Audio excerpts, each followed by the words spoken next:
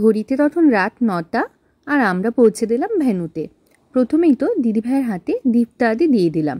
তারপর তোমরা ওতে দেখো, ওতে দেখবে আর কি, জাস্ট দেখতেই থাকবে, এত মিষ্টি কিউট সোনা মাম্মাম আমাদের।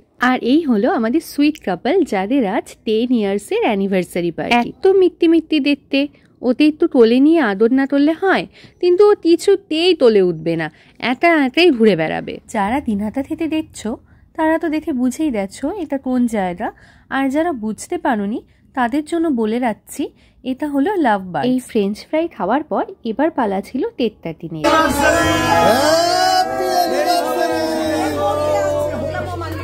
যেমন আনন্দ মজা গল্প চলছিল, ঠিক তেমনি চলছিল একের পর এক খাওয়া দাওয়া। চিকেন উইংসটা শেষ হতে না হতেই চলে আসলো রেশমি কাবাব, আর রেশমি কাবাব খেতে খেতেই চলে আসলো পিৎজা, আর মেন কোর্সে ছিল স্পেশাল পোলাও মাংস।